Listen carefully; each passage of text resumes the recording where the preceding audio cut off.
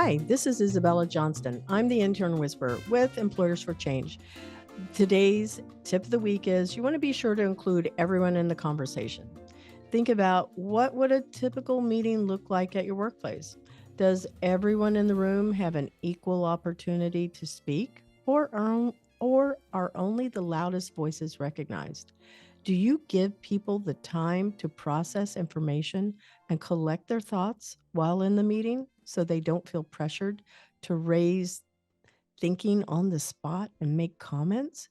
These are the questions that you, as the leader of your HR organization or as the CEO, you want to be able to ask these questions by looking at yourself and saying, hmm, if you see more than a no than a yes, then you definitely need to make changes. So, welcome to the Intern Whisperer. The show is all about the future of work and innovation. And today's guest is really an interesting man. His name is Albee Shanefelter, and he is the founder of 3Bs. And he's going to tell us all about that, but not just yet. We're going to be, as all of you listeners know, we always focus on 5 words that describe the person. But before I even do that, I'm going to take one more step back. So what's super cool is when we were talking and getting to know each other, he like worked at IBM. He's a stage 4 cancer survivor. Well, I'm going to say survivor because that's where he is in my head. And he started this awesome organization, 3Bs. He'll tell us about that. And he's got this really cool story about adaptive golf. You guys are going to hear all kinds of cool stuff.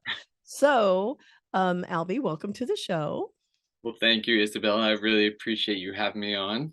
Yep, this is going to be so much fun. So I always start with 5 words that describe yourself. And I know when we were talking, you have more of like phrases, and that's okay. Okay.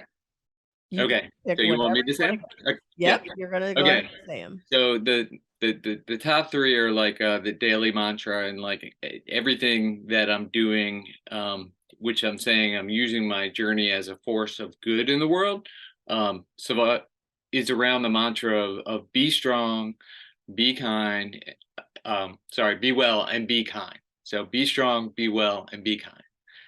And that's the 3Bs. So 3Bs.org. Yeah. Yeah. And with that, I will say that you can, we'll talk about this, but like you can survive and learn to thrive and learn to live again and live well through almost anything that life throws at you, no matter how terrible it is. The sun will rise tomorrow. So Yeah. if it does, we get up and try again.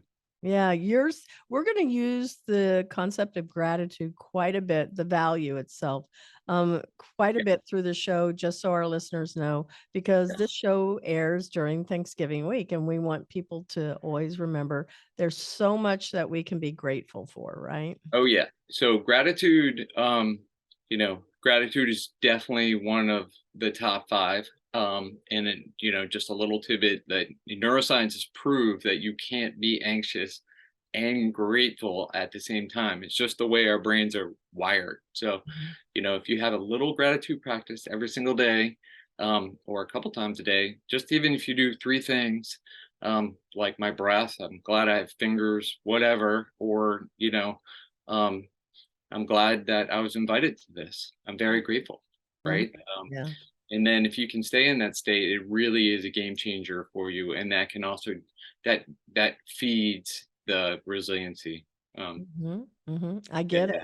Yeah. So much, Go so ahead. much to the point where I'm at a point where I've kind of held the community at arm's length because I also have a chronic pain condition called trigeminal neuralgia, which is eye, teeth, and cheek pain. But I've learned to live with that and live pretty darn well for over a decade. And I had multiple brain surgeries fighting it, and it caused a few problems and it fixed a few things. But with that, that's the battle proven path. But I'm grateful that it's given me the opportunity to serve so many people and get out there and send the message. Yeah, and educate them about what this condition is and how you can overcome it. Yeah. I mean, you'll have, your natural healers, and you'll have, your doctors and your whole roster, frankly, of helpers, and let them be the experts in there, and then you focus on you. And right, like, have you laughed today? That's my number one thing. Like, have you, Isabella? Have you had a laugh here? Yeah, you've had me laughing all before we started Oh, the show. okay. Well, that's good. And we're doing it now. Oh, here we go. We'll bring up this guy. There So you go. if you need a little hug, he's your guy. So Yeah, you have toys. I have toys on my desk too. But I'm going to go back to something that we were originally talking about. How do you define what gratitude means? Gratitude means to me as looking inward and outward for something you appreciate, and it's really that simple. And it can be expected, unexpected, internal, external. It can be simple or complex. Like it really doesn't matter. I mean, the key is to practice learning to let the gratitude in, to the point where, with all this, where I was headed was, I recently had a launch party planned for 3bs.org, but I didn't quite get finished and ready in time. So instead of canceling, my family and friends were like, nope, we're having it. And so we called it Gratitude Fest 2022. And it was like the most heartwarming, loving thing that, like, I've experienced almost in my whole life. And as we head into these winter months that are going to be tough, and we're talking about chemo in addition to the 3 treatments, we just needed that extra gratitude to fill up. And I think if you can learn to take down your walls and let the gratitude in, I think there is some of this, we block the gratitude from coming to us. And it's there. You just have to be open to it and start practicing. And it's hard at first. Yeah, it is. If you go to the mirror and say, I'm grateful for you, that's hard. Yeah, right? it is. There's another 10, but like smile therapy, like, can you get in the mirror and smile at yourself for 30 seconds? Try it. And if it's hard, well, maybe that's something to practice on. So. Yeah, it absolutely is. One of the things that I've done is when I'm in my place of like feeling sorry for myself for whatever, I sit here and go, I went to a retreat for women at church, and this woman was talking about a lot of challenges that she had. So what she did is she would set the timer on her oven, her stove, for 15 minutes, and she would just feel sorry for herself. And then she went, okay, well, I'm still feeling bad. She did it 3 times, and she realized she spent 45 minutes feeling nothing but bad. And she said, well, what can I do? And she decided to, because it's a faith-based, event. She said, well, I'll start praying. And so she began to pray, because all of the things that were happening were like some of your story too, to be honest. And she realized that she always has a choice. The outlook is the choice. And she just, shared that. But I go for a walk, and I will spend 5 miles, 6 miles walking and going, okay, let's count everything you have to be grateful for, Oh, wow. and I do that. Count your blessings. Yeah. That's awesome. Yeah. The fact that I can walk, the fact that I have 2 feet, the fact that I am breathing, all of these things, it made me get out of that. Well, you touched on the adaptive golf. And so I just want to say something about that community and all adaptive sports.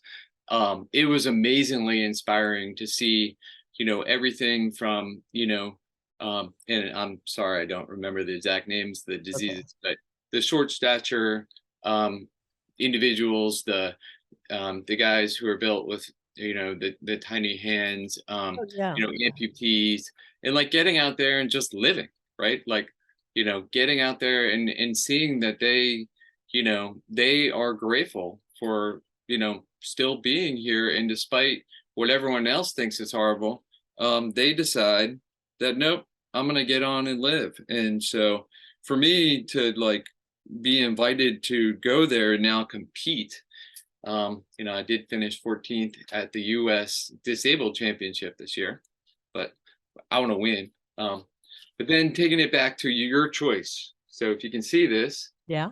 I have this up on my wall. Well, wait a minute. Just so our listeners know, if on video they can see Oh, it, yeah. but for the ones that are not seeing it, that are listeners, he's holding up a piece of paper and we see two sets of dots and there is a half curve in the middle. So you might see it as a sad face or a frowny face.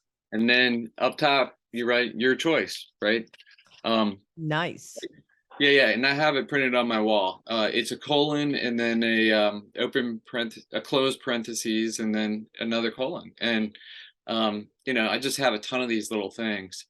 But you mentioned timers. So one of the things that with 3Bs that the people that we've helped has really bring in to their field of awareness time and the storm between your ears and how much of your day every day do you want to commit to feeling sorry for yourself and stay in that state versus some other state that may be more beneficial to you or make you feel good.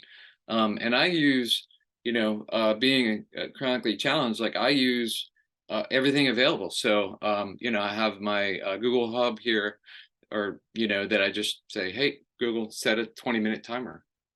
And, then I will know, like, oh, check in with yourself. What are you thinking about? How are you feeling? Are you tense? And then let it go.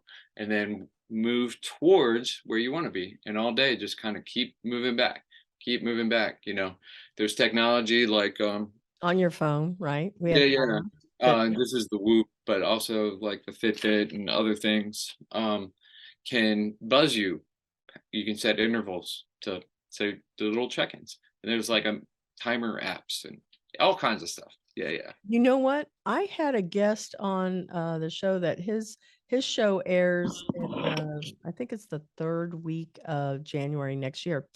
Anyway, his name is Johnny Crowder, and he is in that mental health spectrum also. Hmm. He is he he has a product called Cope Notes, and you can sign up for it.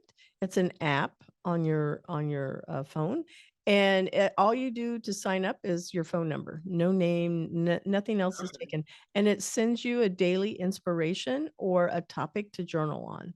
And I Okay. thought that was really cool. So it helps you to also stay in a positive mindset. Oh yeah. And mindset, it's that word is used so much.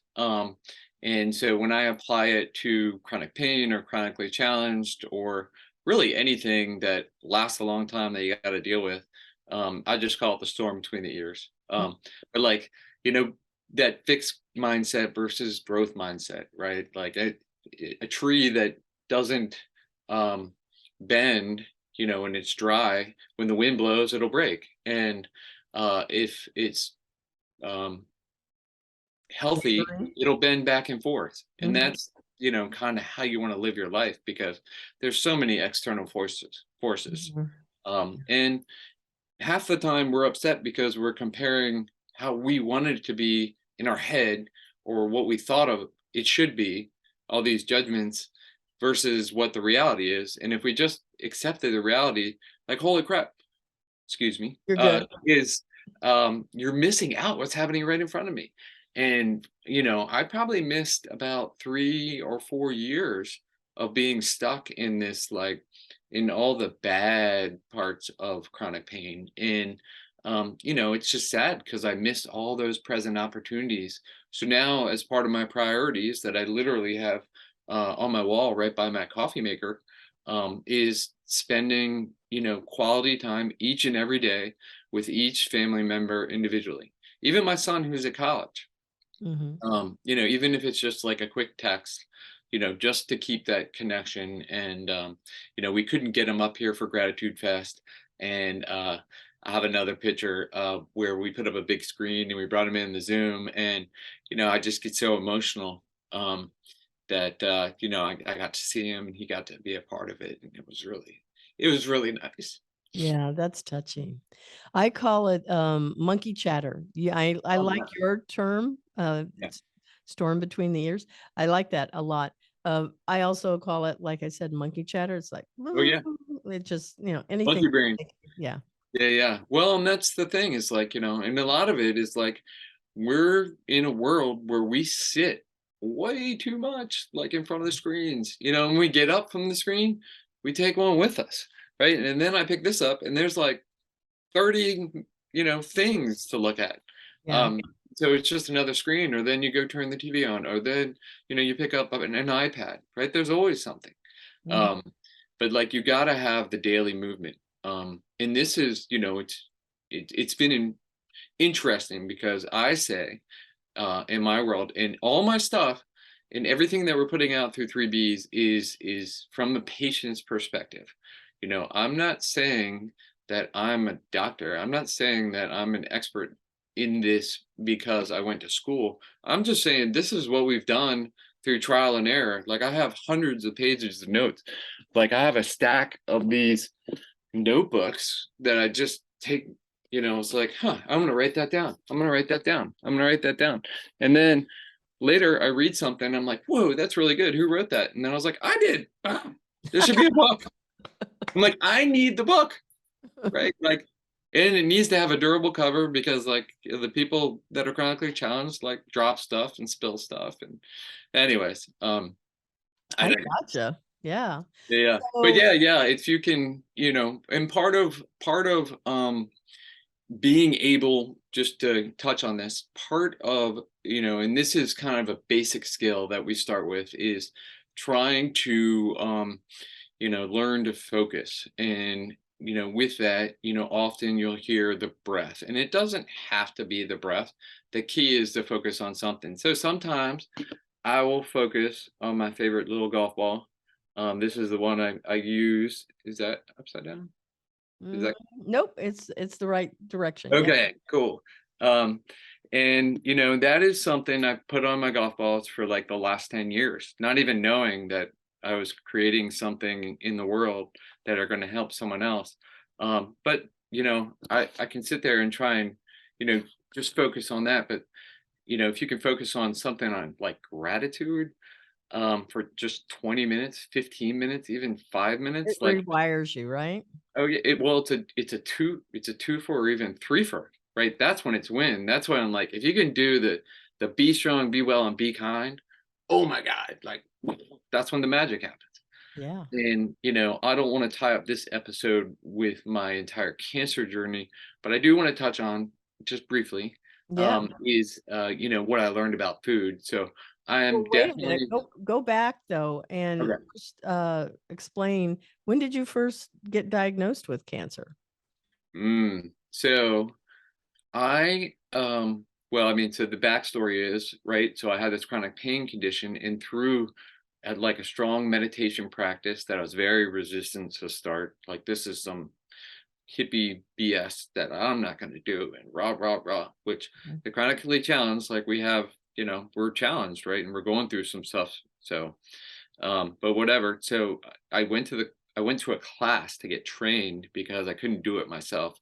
And that was actually wrong because you can't do it the wrong way, it turns out. Mm. But so uh, with that, I'm able to reassign the language around the sensations. So now, even though I'm sitting here today, like my face burns, my teeth hurt, my gums burn, my tongue burns, I get intense sensations around my temple.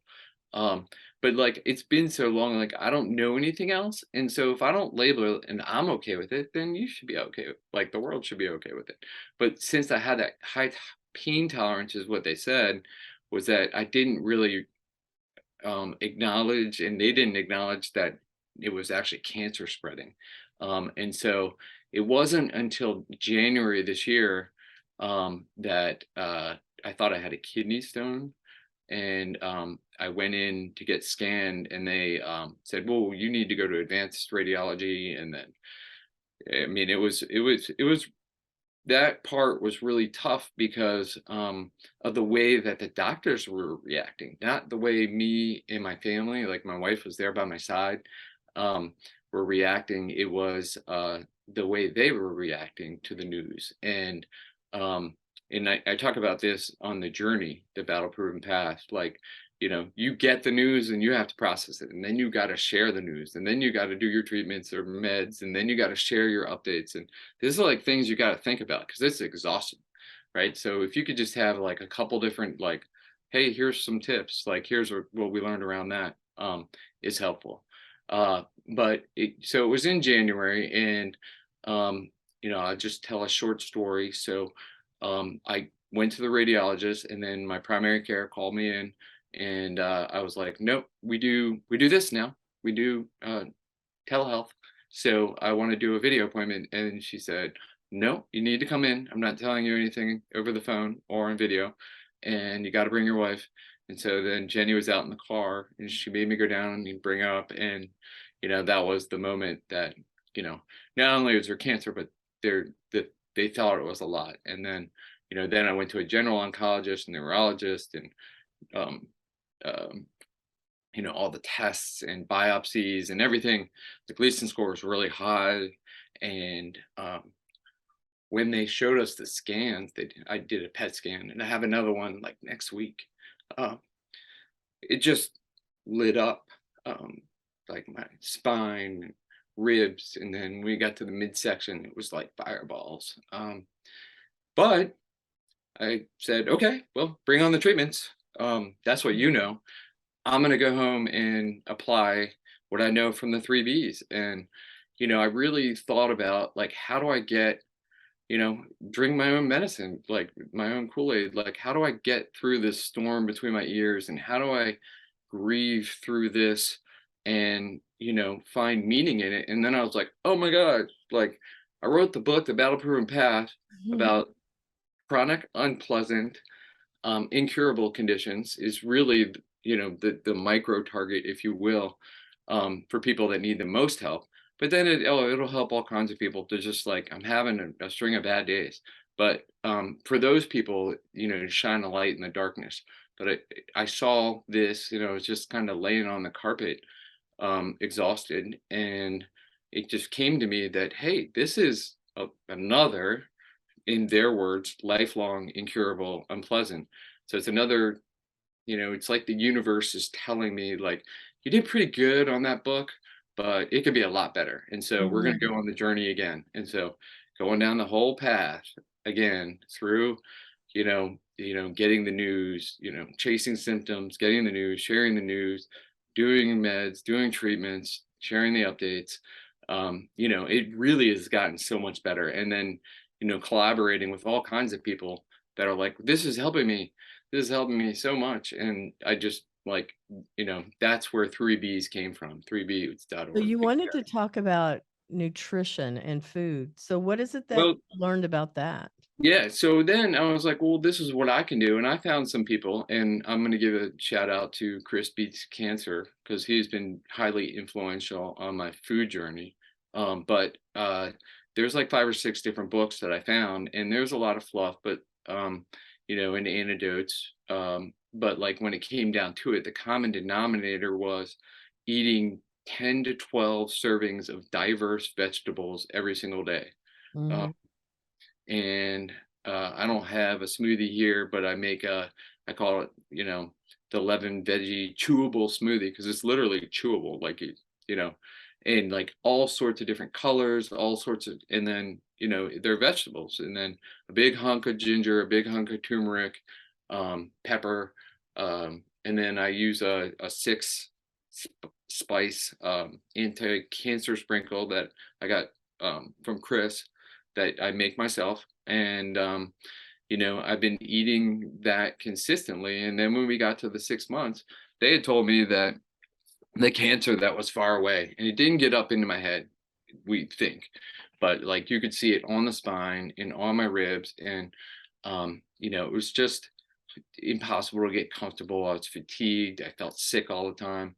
But like eating that every day, and just, being like, this is what I can do, kind of gave me, um, just even more energy. And then putting that out, I was getting more love and gratitude back. And then I put it back out, and then it would come back. And, we did the 6 month scans, and they were shocked. I mean, my lower legs, my lower femurs, all the way down to my feet, the upper spine, the ribs, not only the lesions on the bones, the lesions in the bones are gone.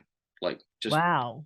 and they said that was impossible. Like, and they had conditioned us that I'd be lucky if I did the treatments and lived 2 to 3 more years.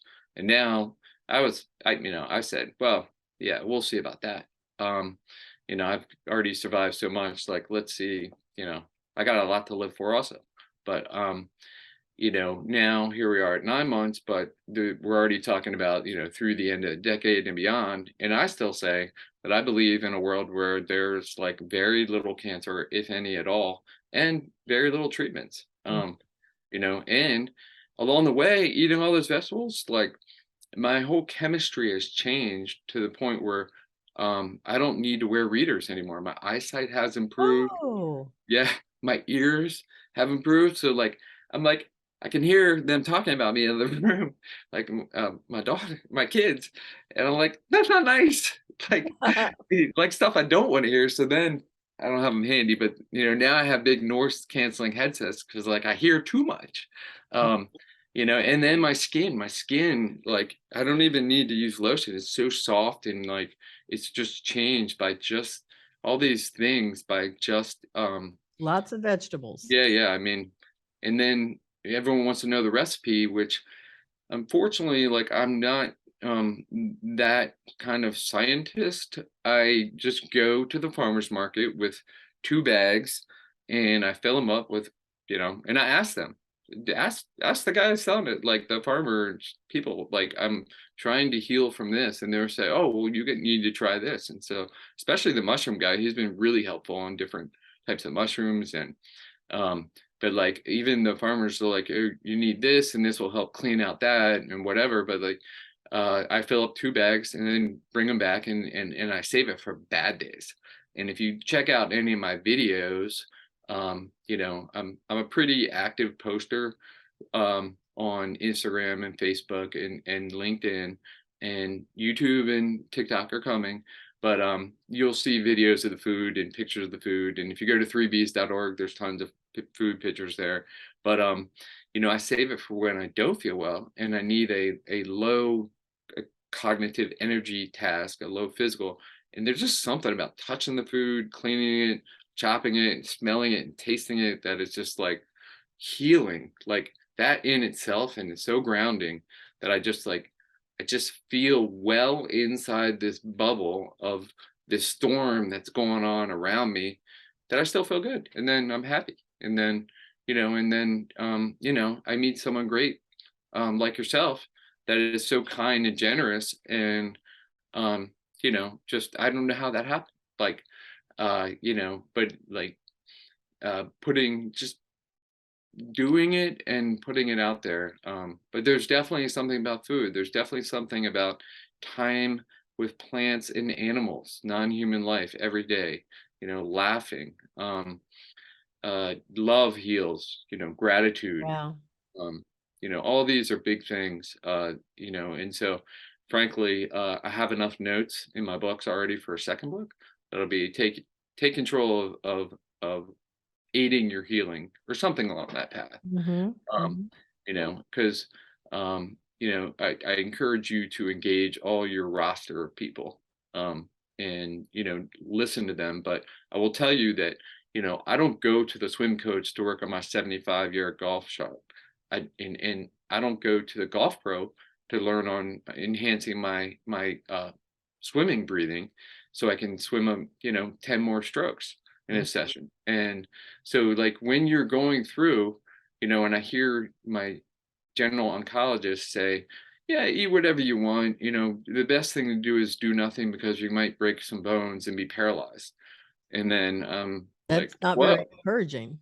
yeah, no. And then I'm like, well, okay, you're not a bone expert. And I know now it's well publicized in the 8 years, like the medical practice, like they get 2 or 3 weeks of nutrition training. They're not nutritional experts, and they prescribe the medicine, right? That's what they do, right? That's their expertise. So if you go to them, that's what you should expect. And I wouldn't go to, someone else and say, what kind of like medicine should I get from the pharmacy?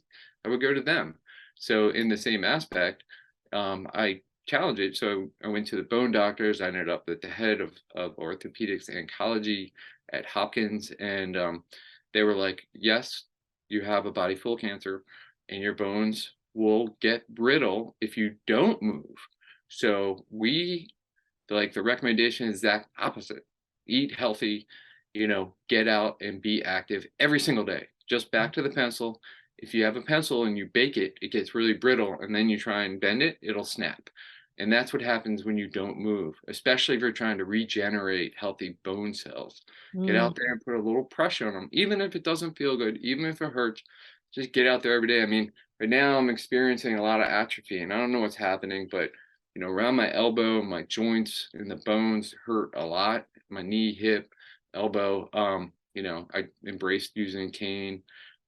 Sometimes I can't feel my whole leg or control it. There's all these things that happen, and I could spend all day worrying about that. But you know, or I could get on a podcast with you and like put out a good word to all kinds of people. I mean, I really think we can reach millions of people and really have direct positive impact on their lives and changing many lives. mhm, mhm. And I, So why did that well, I understand where the 3 Bs came from, and thank you for sharing that story. That's really moving, and I'm so inspired by just your positivity, honestly, and find that, something that's gonna be infectious in the best possible way for all of our listeners. So, I would expect that, you'll get some questions because you're definitely being seen as a thought leader, I would think.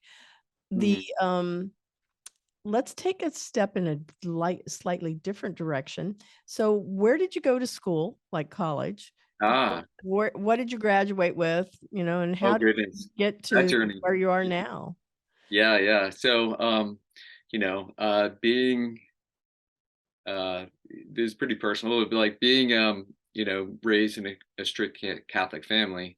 I didn't get a lot of free time to make my own choices. So I ended up at University of Maryland. I grew up in Maryland. Mm, You can kind of see the flag back there. You'll find things, and this is another pro tip, if you will, but like you'll find things to put, in your day that you draw good energy from, like this guy. oh, Um, cute. yeah, yeah.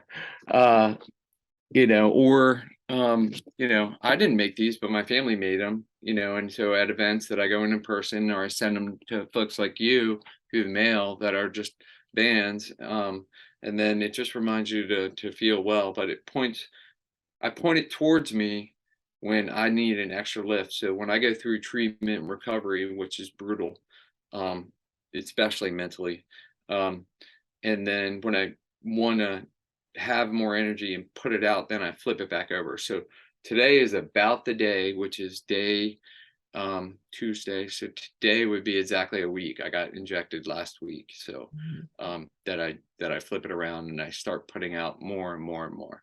Um, Now, what was the original question now that I went down the So, where'd you go to school? Oh What was yeah, your so major? Maryland. Yeah, yeah. So okay, well, I came out of high school and as a um fun-loving, athletic, math and science focused. So I went into Maryland as a double E engineer, but I hadn't really been out on my own and I even played on the water polo team for a few days. And the coach was like, "You have to come to all the practices." And I said, "Well, there's 6 a.m." And he's like, "Yeah." And then that day I was like, "I'm still up." And he was like, "This isn't going to work out."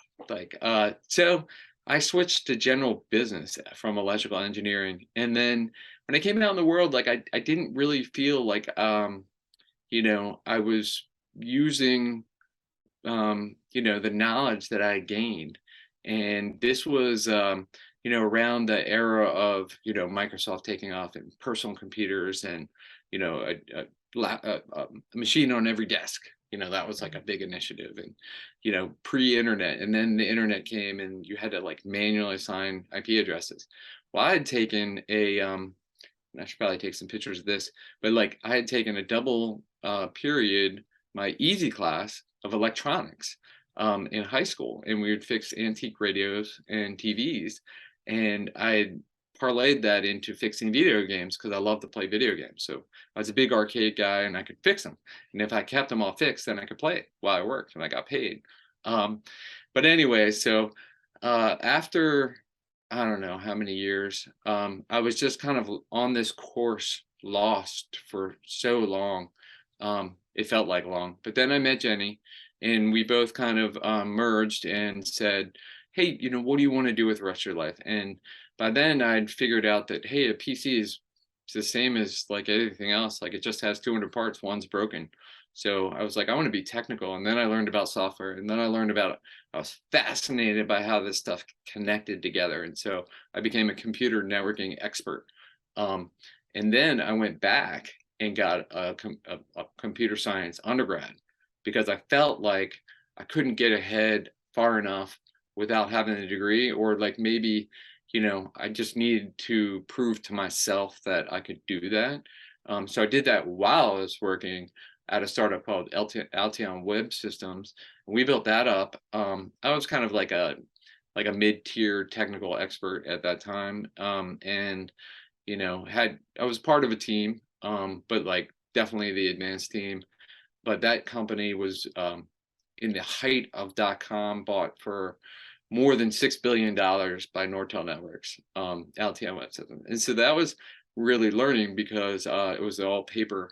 And unfortunately, if you don't sell the stock, it can disappear. And it did with the .com crash. Like it was horrible. We just like from 135 to 75 to 35. And I said, well, how low could it go? And then Nortel ended up going bankrupt. They're non-existent today. So all that money evaporated, which was such a hard lesson to learn. So then a couple of us worked to start Blade Networks. And so I was one of the early employees to help get that off the ground. And we built $100 million business from scratch, ARR, so annual revenue. And I was a big part of it. I went from being technical into program management because I'm a problem solver. I just can't help myself. But like we had all these teams, and we were working with HP and IBM and Dell and NEC and all these gigantic companies, but they all had different language. So I found like I could make a language map, and we could speak their language, and I could be the moderator, if you will, between them. And then we created a high performance engine to serve them. And, they took it out to the masses. It's giant many to one strategy. And to the point where we became the #2 data center networking provider in the world. And at that point, IBM acquired us. And that was after the financial crisis, which that is a whole nother story, where one day I get the reports and I call the IT guy and I said, I think the shipment system is broken because these numbers are like someone turned off a faucet. And they're like, no, those are real. And then everyone strap in, like this is another huge downturn wave coming.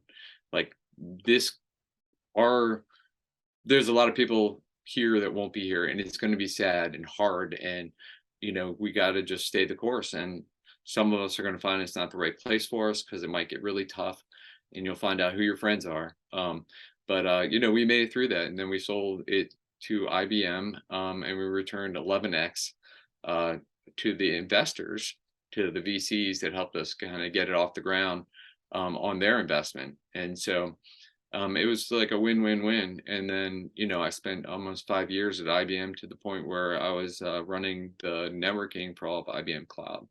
Wow. So that's a long answer.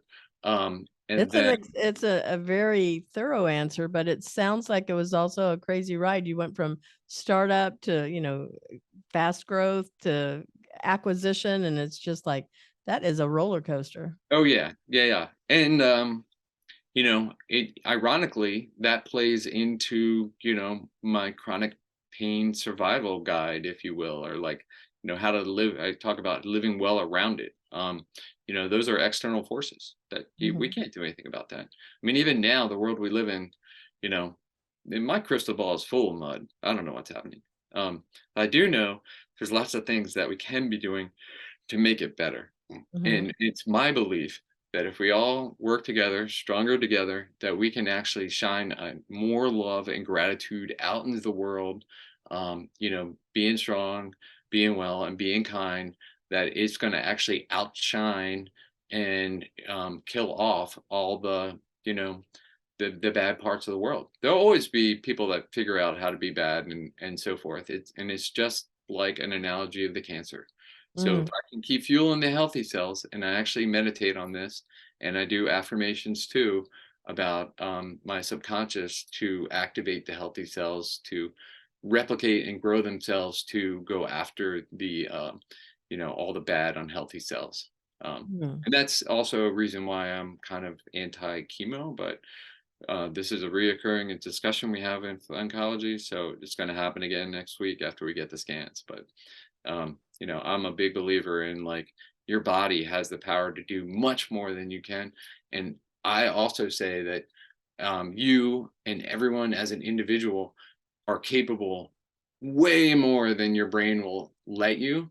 So if you can start to be an observer of your thoughts, which we were starting with, you know, paying attention to your breath or paying attention to something, and you practice that for a few weeks. It's boring, annoying. Yeah, those are all just thoughts, right? You're labeling stuff. That's great. But then when you do that, then you can start to look at what is on your mind and what is pulling you away from paying attention. And then that's where the magic is. And then you start thinking about if those are the thoughts that are going to be good for me, or like, what thought do I want to have? You know, and then there's a whole nother discussion around willpower, motivation, and inspiration, which all get intertwined. But if you live on willpower and adrenaline, you will not win. You might win a battle, but you won't win the war. You got to find what really motivates you, deep down, to take action. What inspires you, gives you the spark, right? And then there's days, so I see it as there's 3 dials, and those dials, all you got to do is get up to 10. So if you can use them and twist them till you get to 10, you will be successful. And some days it'll be a lot of willpower that you need. For me, if it's day 6 of dark, cold rain, willpower is coming, and I know, and I'll spend extra time with my UV light in my recovery layer behind me. That just will override some of this darkness, because when that happens, then I know the dark thoughts start to swirl, and then I'll set a timer, and then I'll take a break, and I'll listen to comedy. Even in the I'll go to run an errand like groceries, and you'll see me in the checkout line cracking up like some kind of fool that is not in the scene, that is actually around him, just laughing his brains out about something I heard in my ears. But it's so healthy; it just floods the brain with the best chemicals, and I'm so grateful that I was introduced to that. And that's a number one thing I ask people, and it's really funny because it's a test, like, where they are in their mental state, and they're like, "Why could you even ask me? Things are so bad." I'm like, "Oh, well, okay." And then that is not where we're going to start today. Like, we're going to go somewhere else. So we're going to take just a moment. Okay. Just a moment. You honestly have been so interesting, and we blew past our Oh halfway no. point, but I want to make sure that we move to the second half pretty quickly here. The Intern Whisperer is brought to you by Cat5 Studios, who help you create games and videos for your training and marketing needs that are out of this world. Visit Cat5 Studios for more information to learn how Cat5 Studios can help your business. Thank you, Cat5 Studios. So, Oh, and usually in the second half of the show, we talk about the future of work and industries, but I'm yeah. only going to give you just 2 questions. Okay. So I would like to know, the first one is, this one's usually a fun question. What do you think 2030 the jobs in the industries are going to look like? So we're down to we have about 7 minutes Oh left. wow. So you have Oh wow. yeah, Sorry. I know. Well, no, this this has been good. And then the second question would be your best mentoring advice, but I want to make sure Okay. we have enough time to fit it in there. So what do you Well, think I got 2030? opinions. Yeah. Yes. Yeah, Yeah. yeah. Okay, So so being a 2030. technology executive, successful and unsuccessful, through the years, I would say if we look forward to the end of the decade, you should be preparing to leverage the technology advancements, right? Just like these videos, like, oh yeah, well, COVID hit and we can't be near each other. Well, it turns out we can do it on Zoom, and look, that was actually good because now we have all this video content that we created. But everyone, AI, machine learning, blockchain. I'm a big believer in quantum computing. Um, you know, I'm not the academic. I'm not, I learn by listening, by reading. I've been studying quantum. I go out and talk to people. I met a CEO out of the College Park area, IonQ, where he was explaining, like, if you took Intel's best chip and you add 300 zeros to that, that's what their entry level can do in a microsecond. The uptime wasn't quite great, and it's really hard to interface with, and all the different providers are doing their own locked-in proprietary things. So the industry definitely needs a lot of work. But I think that alone will cure uncurable, solve the unsolvable. So, for me personally, like using technology to slow down and stay alive. But I think what you should be doing if you look towards 3030 and what it'll look like is the people are going to separate themselves into the poor me's and the world changed and they took away my job and I'm useless now, versus the people that say, okay, how can I be the human in this equation and do what it can't do, right? There's Mhm. always going to be need some sort of human management around this. And the companies, the way the capitalism is set up, like this, to look for efficiencies and to bring in this automation. And so you can fight it or you can adapt. And the people that come in with a mindset, a growth mindset, and say, okay, well, I need to learn again and kind of figure out where I fit in the world as we move forward, are going to be just fine. And then there's going to be a whole wave of people that are like, they wiped out my job. Mhm. But I think, post COVID, I had done a lot of global work, um, pre just in my previous jobs, and I think the pandemic has really opened that door for more open engagement across borders around the world.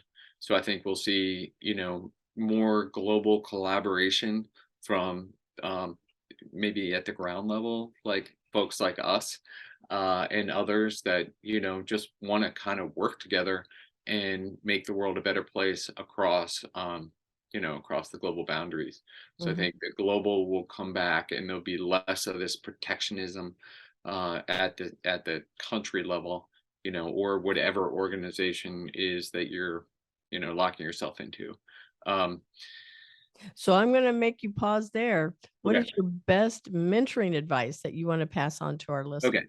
So, and this goes back to the three B's, and that is, no matter what journey you're on, there are going to be dark times, and especially if we're talking to leaders and entrepreneurs and, even people that are trying to execute their 5-year plan on where they want to head. There are going to be times where you're just going to think that everything is just unbelievably horrible. But what I'll say is that if you can realize that those are just thoughts and keep in yourself in a state of gratitude and, find some mantra that works for you, this is mine and I'll put that out there. But, um, stay the course, and every time you fall down, get back up. And if you can't get back up, then don't. That's Mhm. okay too. That's the thing, is like, you know, it's all in our heads about what we should be doing. But if you need to like just stay down a while, and sometimes it's a day, sometimes it's 3 days, sometimes it's a week, sometimes it's months, sometimes it's years, but you always got to get back up. And so I my thing is for you is daily resilience. And so what I would say is find something. I mean, I pinned mine to the sun, and there are so many mornings that I'm like, that was stupid. I hate this, all this negative, that I just need to kind of purge. But like, if the sun comes up, especially behind the clouds, it's still up there because you've been on planes and you get up above the clouds, it's shining. That you get up too, right? And try. And, if you fall down, like, so be it, right? Then stay down, but get back up. And then you fall down. And then if you get kicked while you're down, is kind of what I say is happening right now in my personal world, then so be it, right? Like, or me, wow. But like, I only want to spend 25 minutes a day maximum in that state. So if you have your daily resilience practice, commit to it, and just do it. Don't overthink it. Don't let all these blocks in your brain stop you, because you can be and do so much more than your mind will let you if you just do it. So hopefully that's helpful. Not succinct or concise, but no, it's good stuff. How can people find you? What social oh channels? yeah, What's so your website? that's a good question. So I use my name mostly at this point. I mean, please go to 3bs.org. Unfortunately, I find myself in a rough spot financially, and so we're doing a little personal fundraising off that page. So if you want to check out more about me and my journey, feel free to do that. If you don't, so be it. But you can find me at 3bs.org, but then LinkedIn, just Albee Shanefelter.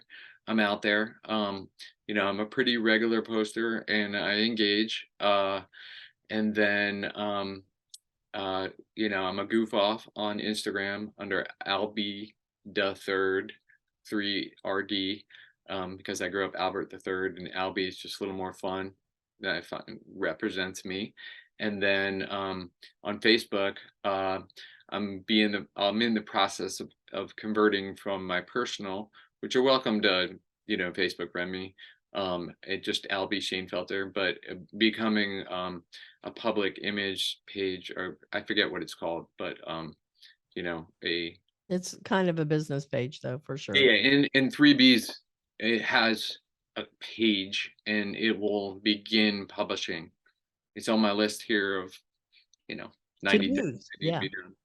Welcome to the which I greatly appreciate the Intern Whisperer, because if I understand, we're gonna get some help soon. So yeah, you will. Okay. Awesome. Yeah. Well, I want to thank you again for being a guest on the show. And this is going to be launching on Thanksgiving. Well, not actually on Thanksgiving Day, the Tuesday of the Thanksgiving week. So for our listeners, you know how to contact him, and please send him messages, let him know that you're thinking about him, that you'd like to support the organization. He's launching this organization, and he's going to need lots of volunteers and lots of help. Well, thank you. I really appreciate it, Isabella. You're welcome. We want to thank our sponsor, Cat 5 Studios, and thank our production team, Josue Gonzalez, Gio Vargas, Dina Burks, and Lester Eccles. Please visit Employers for Change, who brings this podcast to you at www.4c.tech to learn how you can create real diversity and inclusion culture while skilling your people for the future. Thank you for supporting the Intern Whisperer by subscribing to our show on Podbean or your favorite podcast channel.